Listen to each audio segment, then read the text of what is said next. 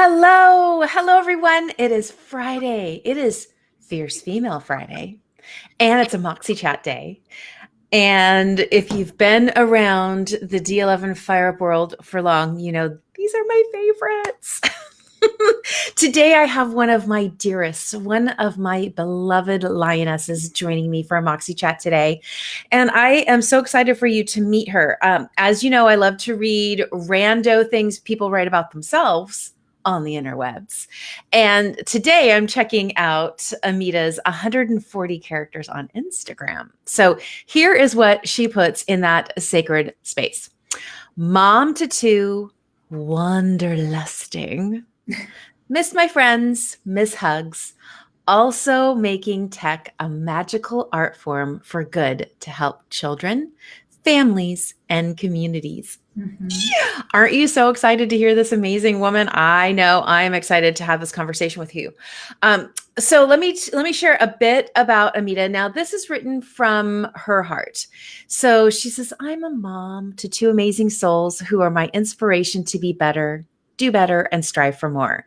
As a technology entrepreneur, I've had the privilege to contribute to the advancement of humanity through tech. Oh, isn't that so good? My passion has always been to ensure the end user of our products enjoys huge benefits. My latest project is truly where my happy place is, helping children. We are taking the world of education by storm with an award-winning reading and comprehension learning technology. We'll be talking and sharing all about that in a second. But this technology that levels the playing field for all kiddos.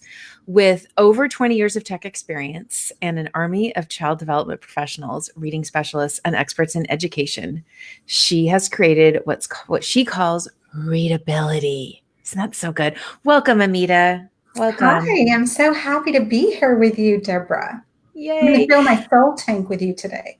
That's right. Well, and we met through the women's empowerment circles inside the real estate space, and we've met a couple times in the lobby at Inman. I think Katie introduced us first. Yes. Katie Lance. Hi, Katie. Hi, Katie. And we had our first in-depth conversation at a women's conference on the East Coast, and that was pretty epic. And we really just started digging in from that point on. And we have been soul sisters ever since. You have been an amazing supporter and advocate of the Woman Up movement. You've been on our stage. You have shared your soul there. And I'm super excited to hear what's on your heart today. I think the main thing that is on my heart is our health, yours, mine, our communities, our friends, our neighbors, the world's health. I think we need to get to a healthy space, and that probably means a lot in many ways, but really just I think our health is number one right now, and it's never been so prevalent. And things like COVID just make that so apparent that you have nothing if you don't have your health. Oh, isn't that so true? And I feel like we've been in this hustle, go for the last, I'd say, few decades. Let's just be real. And this, we've been forced to slow down. And we've been forced to pay attention to our health. And I think almost we've spent more time thinking about our health in the last year than maybe some people ever have, unless they have chronic illness, right? Like we are all stepping into the shoes of these people in our lives who have woken up every day and had a hard time breathing, or have had a mental illness that has plagued them their whole lives. Because we cough and we're like, what was that? We sneeze. Oh my gosh, somebody sneezed. Yeah. We're so heightened. We're very It is heightened. And and there's a lot of people who are very scared. They are very scared.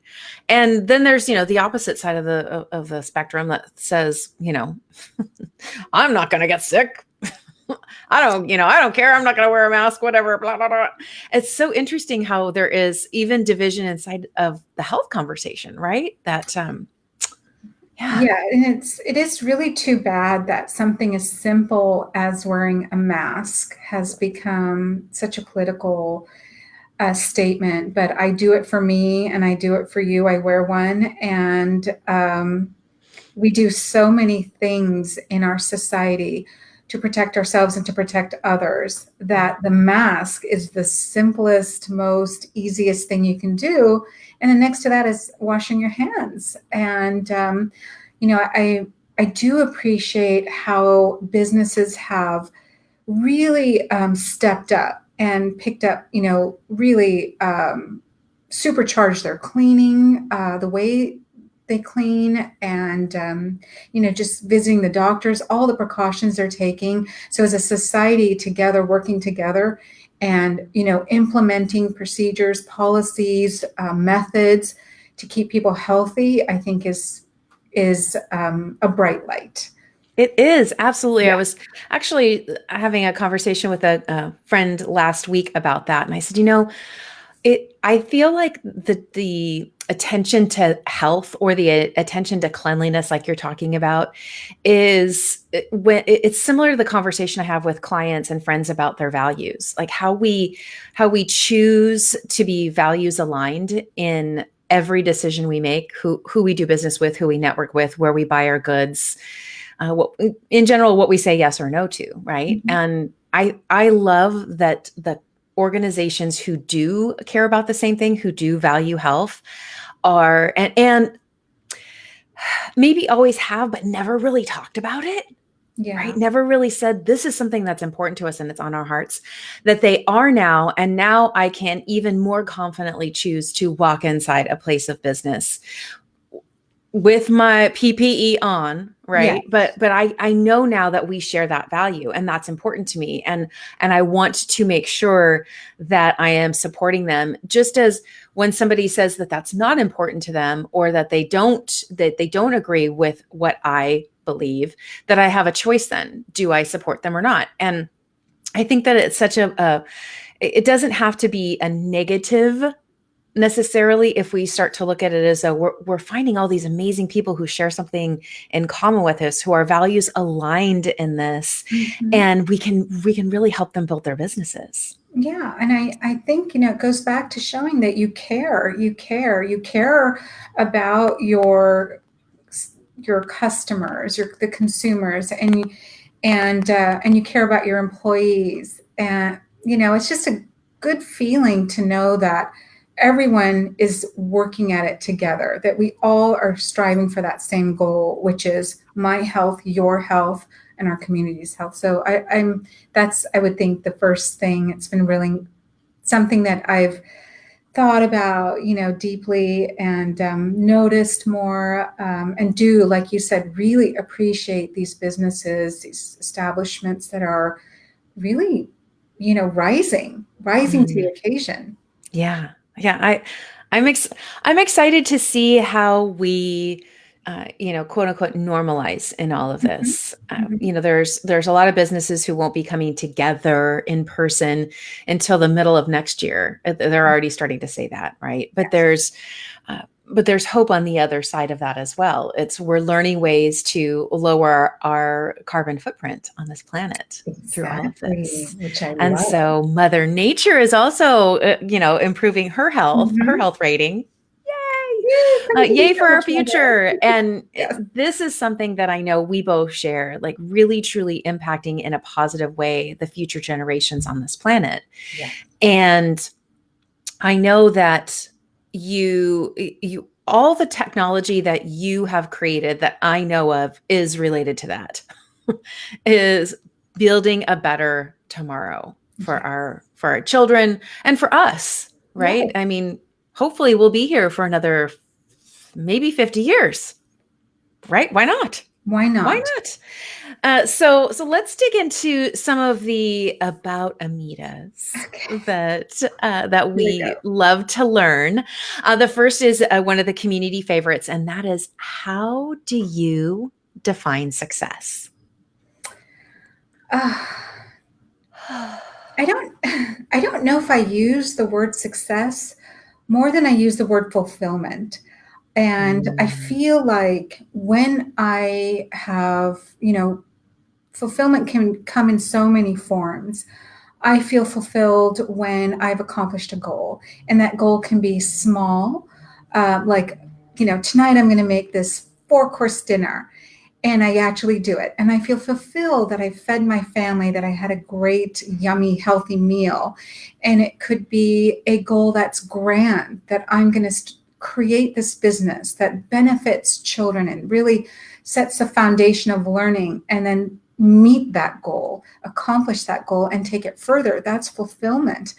I Mm. feel fulfillment when I see my friends, my family flourish and are happy. When couples are happy and in love, I feel fulfilled. Like, oh, that's inspiring.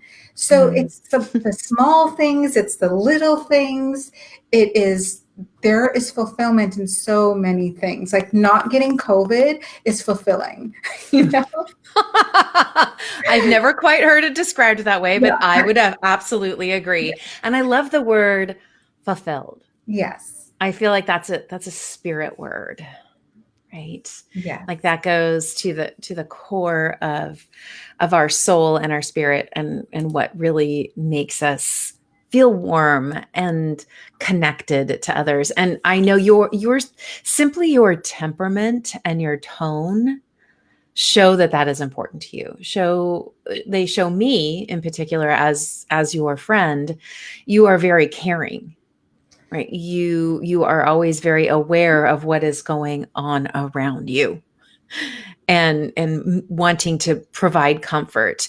Mhm. Earlier this year, you really leaned into caring for your parents. Yes. And it wasn't simply caring for your parents, it was caring for your parents during a pandemic. Yes. And during the time in the pandemic where we were even like, should I wear a mask to walk outside in my neighborhood? Like everything was still very uncertain. Mm. And I'd love to encourage this community and our connections with that story, if you don't mind sharing it, Oh, and really how it kind of helped you reconnect with not only your parents, but I mean, you're celebrating more even inside your faith story because of that walk. so my dad had a stroke. It's going to be 24 years now, in January. It's 24 years, and the stroke was devastating. He's in a wheelchair and he's tube fed. So, very little mobility. A third of his cerebellum was removed, so motor skills were truly affected. And when I say tube fed, I need everyone to understand that that means that he has not had coffee or a grilled cheese sandwich or some of his favorite foods. He's only had variety of formulas go down this tube that is connected to his stomach for 24 years. And my mom and my brothers and my sister and I have rallied and supported them throughout this entire process, these last 24 years. So my mom's been the real caretaker, and she's a saint. She's a queen. She's a warrior. I Yes, she watched her. is. Yeah. So they were with us for 6 months during this pandemic, and there was so much uncertainty. We didn't know a lot. And, so a lot of it was so fearful. We were scared. And, protecting them was our number one objective. So there were no venturing out, seeing friends. Even when restaurants opened, we weren't eating out, even if it was outside. So very careful. But, reflecting on those 6 months with my parents, I am so grateful to be of service. I am so grateful to do it with love and Yeah. compassion and see what they go through every day. Yeah. Well, It's and very what I difficult. yeah, what I loved about that time period was it really helped so many with perspective. Yes. And it definitely helped me with perspective, and it helped me in conversations I had with others about perspective, right? I mean, we can get so focused on what's happening under our own roof. And let's just be real, we're all kind of doing that right now, right? Like that, we don't really go outside our four walls very often, or many people aren't, right? There are some people who are. And so I don't want to, put them in their box. However, I think that we've always been, as a society, very focused on what's happening to ourselves. Mm-hmm. And that in this season, and seeing you create the space in your home and change your process, and even change some of the ingredients in your food along the way, because certain smells. We're not going to share here. Yeah. It's the, I remember when my grandparents used to visit my family when we were kids, and my grandfather hated onions and garlic. I think how she would cook things, and we would be like, why does this taste so different? But it was the perspective of, these people are in my home, I'm going to make sure that they're comfortable and enjoying things, and I can either not or I can. And so she always chose to, and so do you. And I think that so many of us haven't had a chance to see our parents. I haven't seen my parents since December last year, right? And you were blessed to live with them for 6 months. Yes. And inside the blessing was this caring and shifting and moving and learning and growing. And so I encourage anyone out there who is doing the same, or who may be going into a season right now as COVID is getting, the numbers are raising, and they actually, I just heard the other day that they're talking about potentially another 200,000 people dying. It's, the keeping our family close and safe is our number one priority. And so if that means that you are going to become the caregiver in this season, you're not alone. If you feel like you're alone, let us know. I mean, this community will wrap our arms around you. We don't want you to feel like you have to do it alone. We are fierce about sending daily or weekly texts to inspire you. Whatever you need, we are here for you. So don't feel like you have to take that on your own, because I do know that is happening a lot. I would love to talk about, this is like the perfect segue into talking about the 3 words that you chose for yourself. This conversation and this question around choosing 3 words is such a beautiful way, I think, not only for us to get to know how you see yourself, Ameeta, but I think it's also a process of, how do I see myself for you as the guest?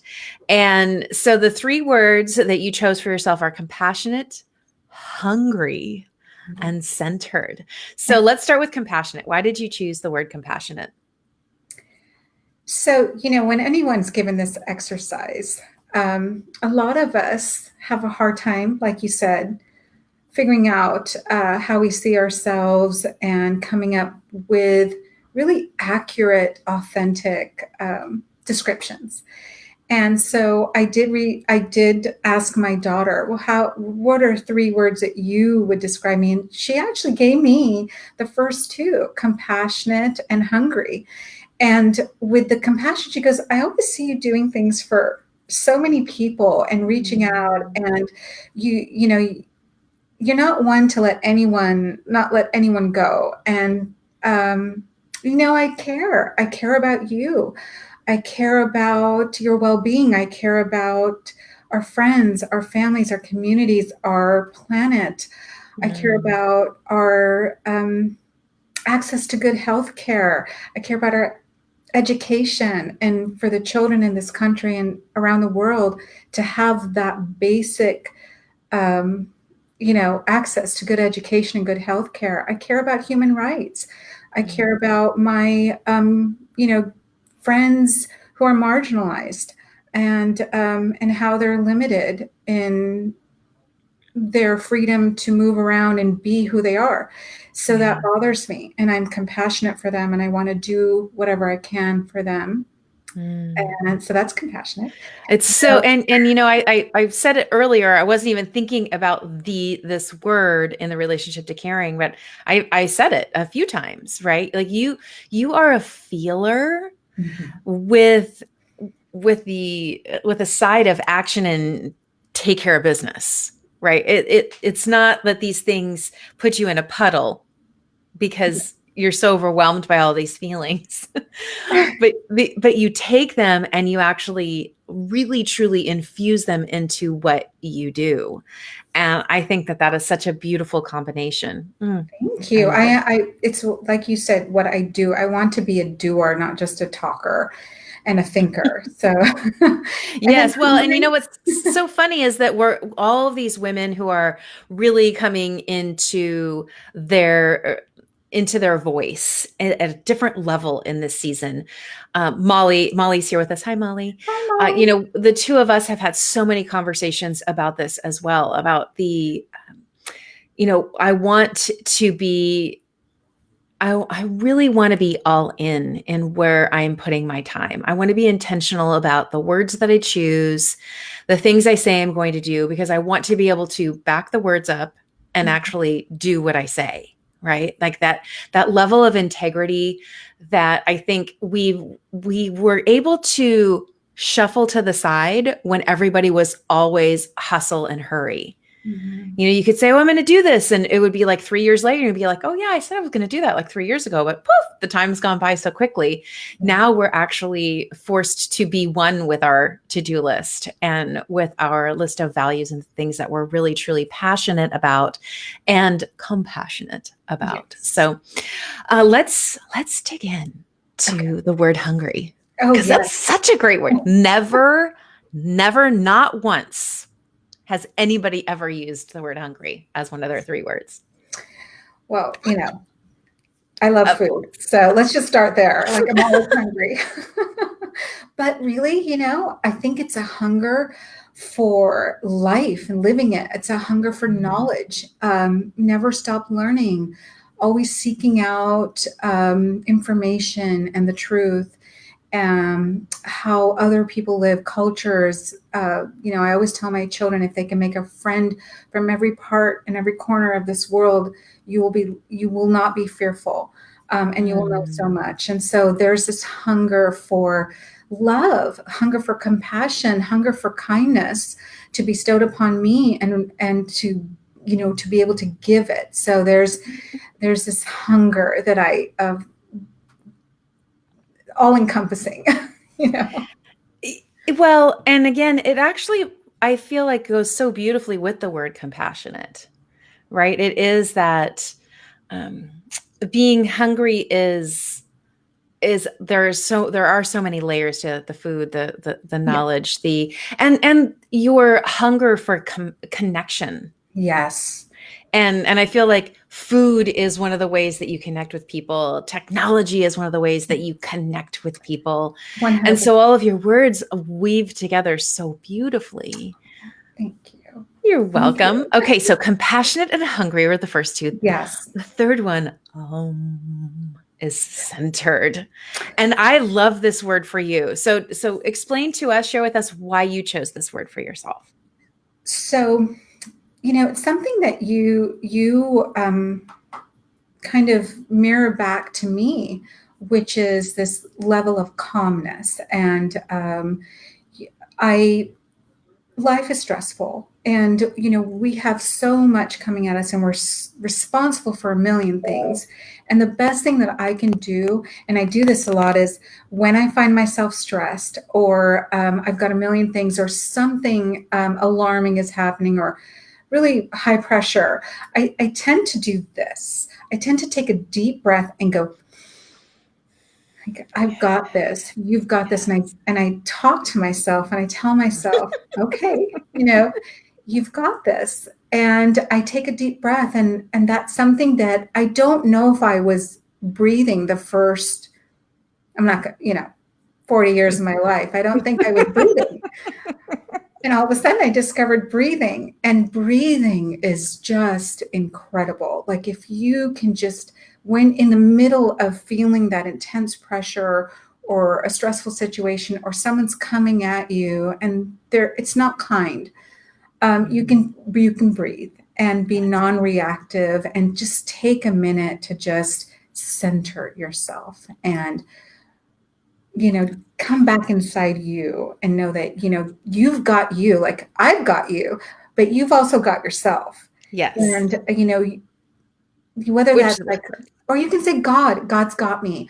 I've got me. You've got me. But center yourself, like come right here and just yes. take a deep breath and all the way to the gut, Yes. Yeah. Well, and I think that when we're surrounded by others who not only know our words and why we choose those words, but also who have different words, we start to learn these things about each other.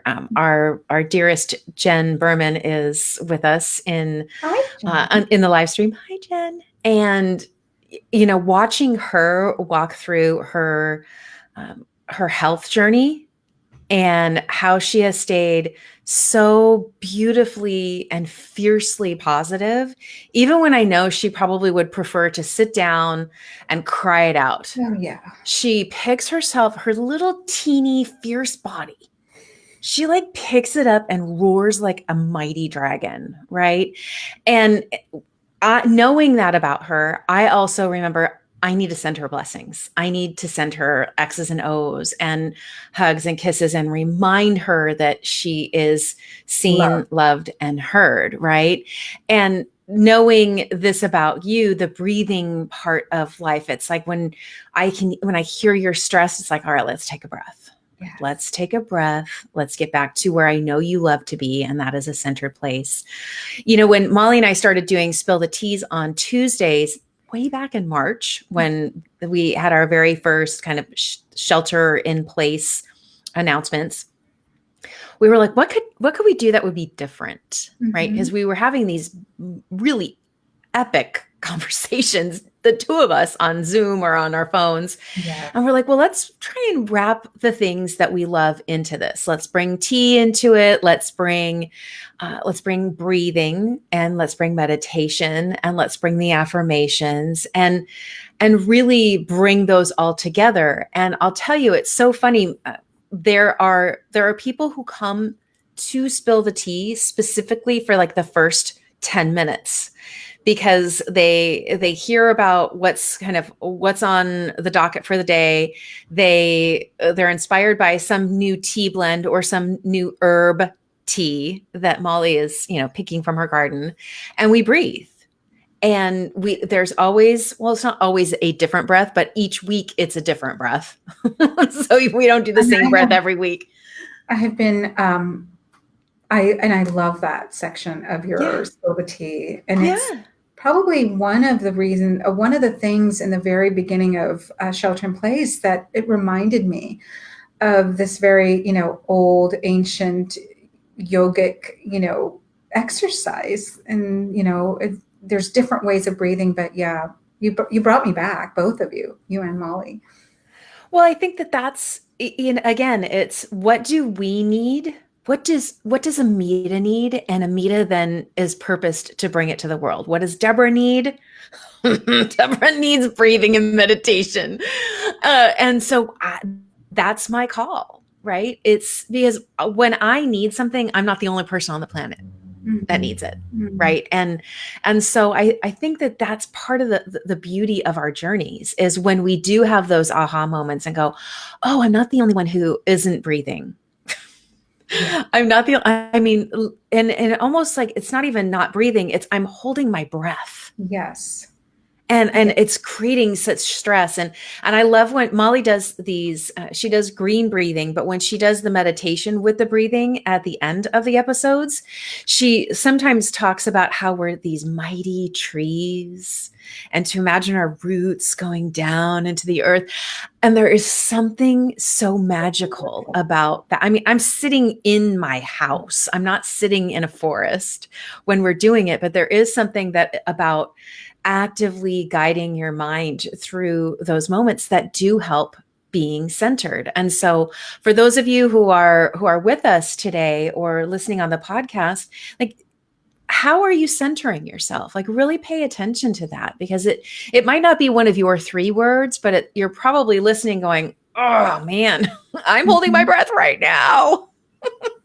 Yeah, I think being able to recognize it when you're doing it and stop. Like, I know Mm, when I get stressed out or when something's happening and I feel, it's like those emotions that rise into you that are toxic and not healthy, I catch mm, myself and I immediately stop. And yeah. and that's when I work on centering myself, and that could be through breathing, that can be through prayer, that can be even a glass of water, and just stopping that pattern. Yeah, That's so good. Well, the reminder that it doesn't have to be uh, it doesn't have to be in a certain position, in certain clothes, in a certain room with a certain atmosphere. Like we can shift our whole body's energy wherever we are, standing in line at the grocery store, sitting on the table at the doctor's office. yeah. you It's know, self-care. yeah, It's yeah. self-care. Ooh, I would love to dig into that. I know that. So I know part of your soul tank filling activities is around um, self care, and it's your version of self care is beautiful because it involves your whole family. And Yeah. I feel like I'm having more and more conversations, Amita. The two of us, obviously, we love to talk Yes. about self care. Like, Mhm. what kind of delicious food are we eating? What kind of experience Right. around our baths are we creating? I Yeah. mean, we love this. However, I love that you talk about traveling with your family, Mhm. and that is a soul tank filling activity, because I feel like too many people hear self-care and they think, oh, I've got to book an appointment at a spa or a Yeah. mani-pedi place in order for it to count as self-care. So let's talk about your favorite soul tank filling activity and how you're translating that into now. So, I mean, since my kids were born, my thing all year, we all work hard, and so what drives me and is, yes, the betterment of society, but it's that 2 to 3 weeks that I get, this quality time with my family, with my husband and my children. And we're so lucky and fortunate, grateful, thankful that we have the capacity to book a vacation wherever in the world it is. But I get this quality time with my husband and my kids. And now Mm. that my kids are these young adults, and as they were growing up, and how the conversations morphed and evolved and grew and became really deep. And I just, I cherish those 2 to 3 weeks like nothing else in my whole year, is that I'm living for that time. And now that COVID has hit, it's Yeah. been, I'm away from my son. I'm actually being kept from him. He's in Japan. I'm here. I can't visit him. And it's not safe for him to travel. That's how we feel. So I won't be Yeah. seeing him for Christmas. But, I have been filling my soul tank with the family that is here. My husband and my daughter, whose company I cherish, enjoy, and we cook together. I, play music. Like, I love listening to Casey Musgraves and Billie Eilish when I'm cooking, and I'll pour that Of glass of course wine. you do. I just Mm. Sade, like, this is like my soul, just, singing and cooking at the same time.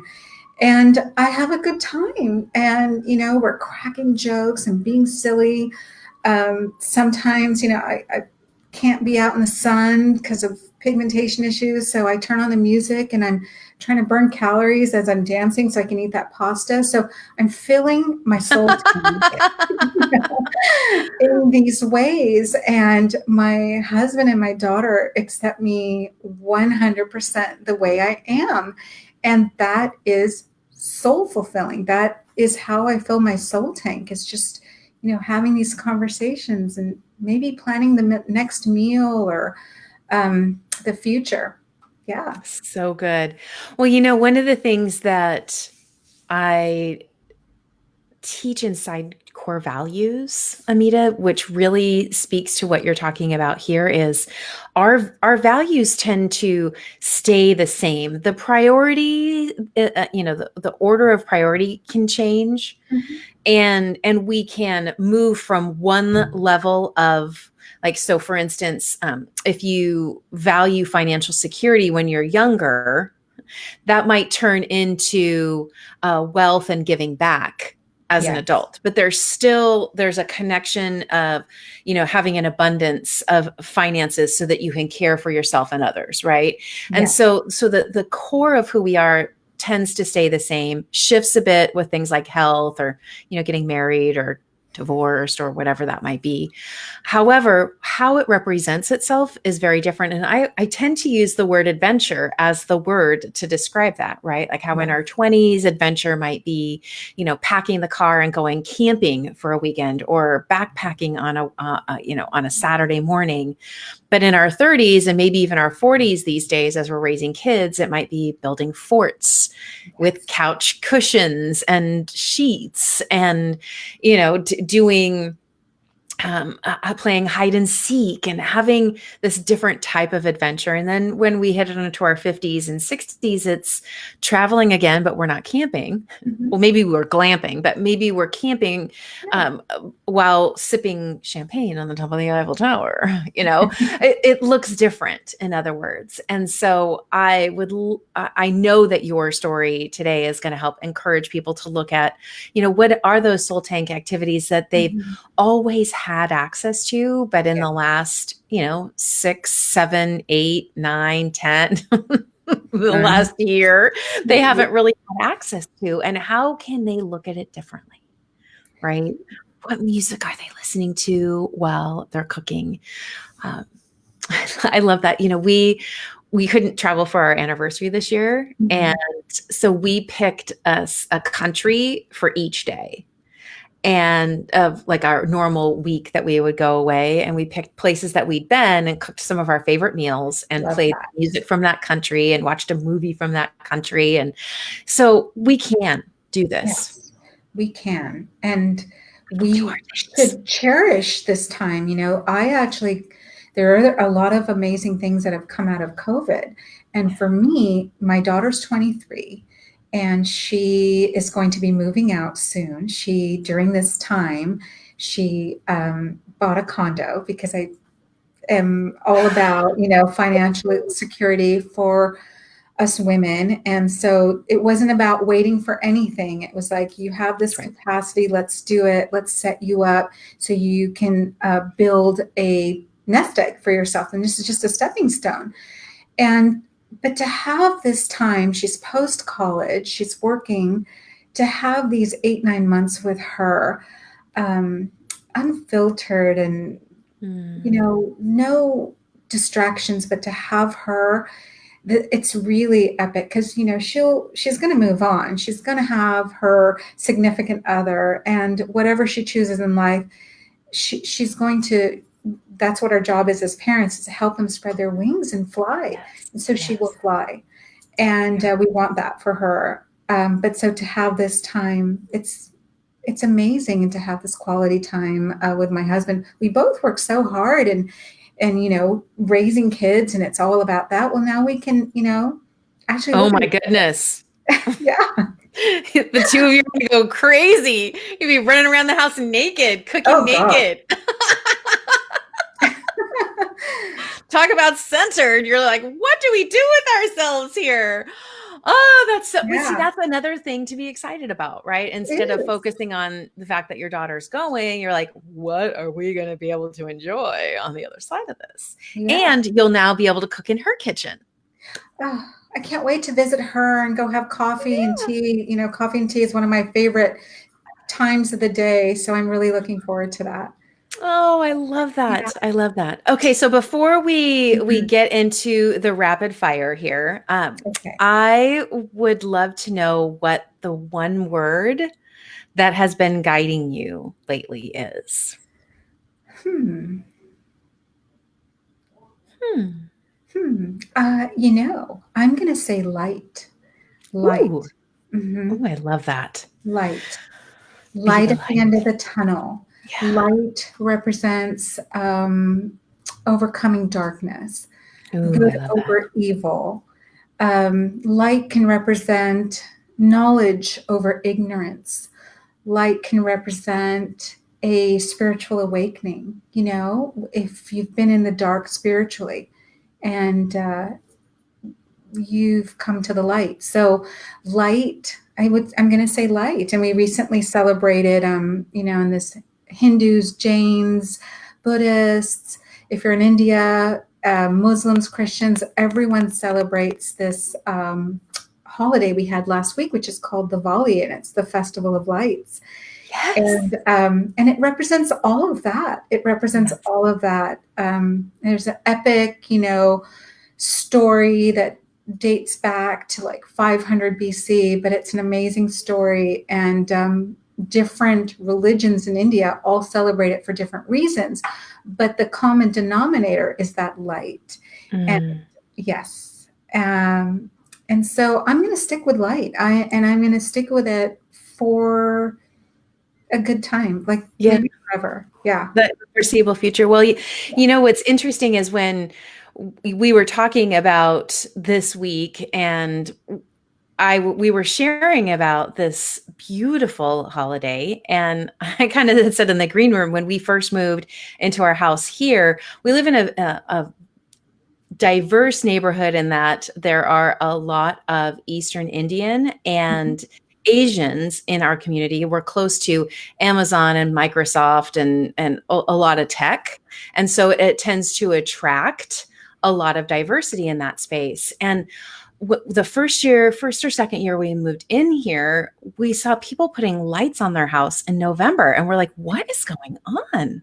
And I remember Drew and I were like looking at each other going, they're really early. Like Christmas isn't for like almost 2 months. And so we actually went to the Google and we found out about Diwali. And I was like, this is amazing. This is an amazing, beautiful, light over darkness, good over evil, peace over pressure, if you will, right? This bringing of this reminder to ourselves. And I love that it happens before Thanksgiving and Christmas and all of the traditional kind of American, if you will, celebrations that we really focus on here. Oh, I celebrate those too. So Why not? Yeah, and why not? Right? Why not celebrate them all? And so you had said something and I was like, oh, I'm researching about this holiday this year too. Could you tell me more about it? Like, what is this? And here in Redmond, the city that I actually live in, they normally do a big kind of in-person celebration. And we have a huge kind of city park. And it's of course it's lit up and everyone comes in their beautiful, beautiful garb. And like you're saying, it's everything. But of course, I notice the people who look different than me because I'm like, boy, look at that robe. Look at that scarf. Look at that headpiece. I mean, so much color. So much color. Color. So how do you celebrate it in your home? Like, what does that look like? I'm assuming there's food. There's tons of food, but really it's more about the light. So it's like kind of like a combination between Christmas and New Year's. So it is a new year and there is gift giving, but it's interesting. So the stories, the Diwali starts, it's like once upon a time, in a land far, far away, lived a king and his 3 queens in the city of Ayodhya in northeastern India. And so, that's the foreshadowing of the story because, well, a king with 3 queens, trouble's going to, trouble's erupting if there's 3 queens. Asking for it, yeah. And so it's about kings and queens and banishment and sacrifice and overcoming and I'm not, there's too long of a story to ever, but I hope that this story is one day made into like epic Game of Thrones style, because I think everybody would watch it and be, glued to their TV. So I'm really hoping for something like that one of these days. I can pray for that. But it's an I'll amazing join you with story. that. Yeah, it's an amazing story of, love and sacrifice. And when these Ram and Sita, the two king and queen, come home, there's a pathway lit. And this pathway is of light, and it helps them guide them home. And that is what the Vali is about. Is it's about all those things. It's about, karma and dharma, and about overcoming suffering, sacrifice, love. It's all those things, and it's lighting your path home. And so we light candles. We turn every light on in the house. We clean. We bake sweets, savory and sweet, and we give gifts, and we wear new clothes, colorful clothes. We dress up, and yeah, it's So beautiful, beautiful holiday, and that's why the lights go on, and even sometimes as early as October, because it's based on a lunar calendar. So it's light, it's just really manifesting light within your heart and around you. And the goddess Lakshmi, it's all, Hindu mythology, but the goddess Lakshmi is the one that comes going back to prosperity. We light this path for her. So, I have a pool outside, and I get these beautiful lotus floating candles. I put them in my pool, and I put a pathway down the front door of candles. And it's so that she enters, she comes, she finds her way to your home to give you and help you with, abundance of health, abundance of prosperity. And the idea behind the prosperity is that it is a mechanism of it gives you the capacity to help betterment of everyone around you. So it's, prosperity is important for that, to be able to give. yes. Yeah. Well, and that's interesting because that one of the affirmations that I publish every year is around being Moxie filled magnet for money, because the more we make, the more we can give, right? The more that comes into us, the more that can come through us and out into the world. And I love having this another story, right? Another reminder, another intentional activity and holiday that reminds us to Yeah. light the path, right? And it's not about bring it all into my home. It's when it arrives here, I will then bless. That's so beautiful. Thank you for sharing that. I now I'm like, can we just rewind a little bit so that I Sure. can participate in it? But Yeah. I think I'm going to add it to my calendar. I love that you told me that it's the lunar calendar, because that totally makes sense, because there have been a couple of years where it's been a little bit earlier. And, the homeowners association at first was flipping out, of course. Yeah. They were like, why are the Christmas lights going up? But we've had a reckoning there too, right? They had to change that. They had to recognize, Timeless. like Yeah. it's a real thing. It is a Yeah. real thing. It's a real thing.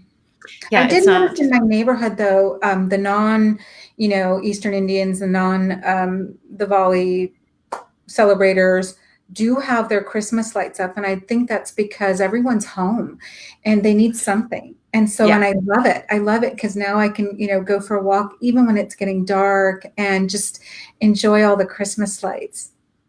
I love Weeks it. before. Yeah. Yes. Well, you remember my confession in like April. I was like, I put my Christmas tree back up.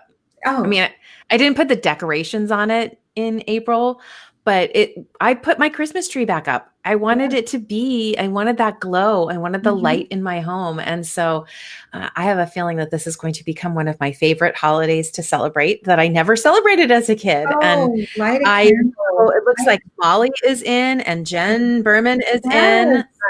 We could all, We'll it all sounds do like it together too. We'll have like a Zoom candle lighting, I love wine it. drinking ceremony. Sign me up. All Yes. right, let's get into some rapid fires so that we Sure. can There we go. learn some wild and wacky things about you. And then we'll end with my final fun question. All right, are you ready? Mhm. Look at you. I like how you're getting like centered. Your feet Yeah. are on the ground. I don't know what to expect. So here we go. All right. What is on your nightstand? Candles. Of course. What's your favorite movie? Wizard of Oz. Oh my goodness, that's so sweet. Sunrise or sunset? Sunrise. Dark or milk chocolate? Dark. Your favorite beverage? Wine. Okay. If you could share a glass of your favorite wine with anyone, Mm-hmm. who would you share it with? Oh, my husband. That's Oh, I love your love. If I put you on, if I put you on the stage, this is if I put you on stage with a mic, what topic would you teach?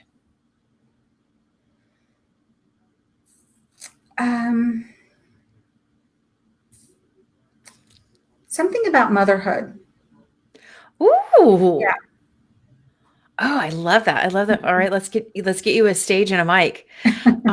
Okay, what would you be doing if money were no object? Traveling. If you could have any superpower, what would it be? Peace. To bring about peace on this planet. Amen, Peace. sister. All right. Who would play you in the movie of your life? Well, I'm obsessed with Amal Clooney, I have to say, but she's not an actress. But then I think Susan Lucci looks like me, so I get that a lot. Remember? Well, Days she of Our looks Lives? like an older version of you, maybe. Okay, but I am obsessed with Amal Clooney. Like I'm always looking at seeing what she's wearing. Yeah, you do look a lot like her. I think that she could. I think that Jamila could. Jamila Jamil? Yes. Love her. Mm-hmm. And she's a sassafras.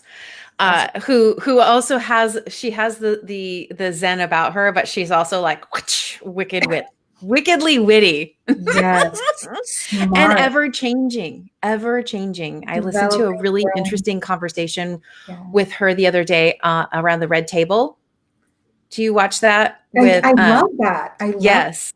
She was talking about how she's really truly changed who she is over the years, where I think she was like, I used to be a slut shamer, like, or something. She was like admitting that she used to shame people for like the choices that they made. And she's like, I realized what I was doing and I don't do that anymore. And she's like, I refuse to take those posts down, even though, my people now are like, take that down. She's like, no, I want to show like there's growth. Like growth is possible, change is possible. And so, yeah, I think she'd be a good one too. Maybe those three at the different phases of your life. Because you do need actresses that, either morph. They're all beautiful and smart and stunning. So I'd be honored and really just honored. You're so sweet. All right. Last question of the day. What does Moxie mean to you? Moxie to me immediately means to be feared and revered with like sparkles and illuminating light, so like goddess like Moxie filled spirit, which is, for a woman to be a little feared is kind of cool, but to then also be revered. Like we are women, we are goddesses. And so, we should be revered and have a little sparkle, illuminate, be a little sassafras, like, just own it. I love it. I love it. I love all the different words that you used. I think that's so much fun. This word Moxie has really kind of taken on a life of its own over the last 5 or 6 years in my business and in my circles.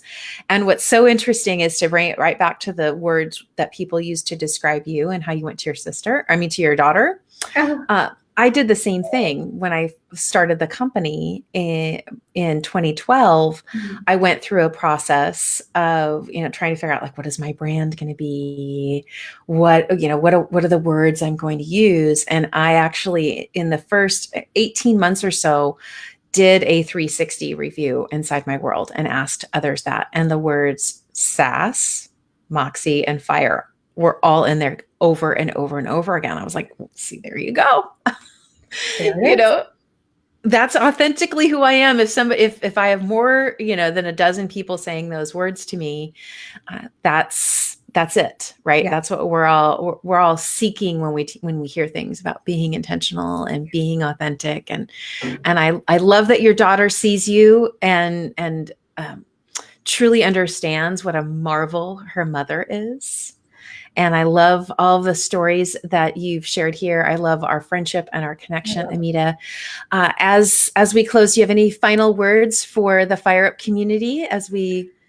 Well, I just would like to touch upon what you said about the words that describe you. You exude it, you embody it. When I look at you, I see all that. I see the fire. I see all of that. And so, and I want to say how grateful I am to you, our friendship, and you lift me up. And, I just love you so much. I love you too. Thank you everyone for joining us. I encourage you to check out the show notes, to check out the replay here. For those of you who are listening on the podcast, there's some really fun comments in the stream that I don't want you to miss out on. So hop on over to the Facebook page and take a look at those. For those of you who are in the United States and are watching us on Facebook, happy Thanksgiving next week. I know that that's taking on a very different a very different vibe this year, and for lots and lots of reasons. So for whatever it means to you, however you may have celebrated it in the past, how you're looking at it now, let us all come to the core of it's about being grateful and thankful for the beloveds who you walk this planet with. And so I wish you all, whatever Thanksgiving looks like to you, may it be a blessed one, and may you see and connect with those that you truly love and care for. So we'll see you all soon. We'll see you here, let's see, in a couple weeks. I'm not going to be here next Friday, so I'll see you in a couple weeks. Bye, everyone. Thank you.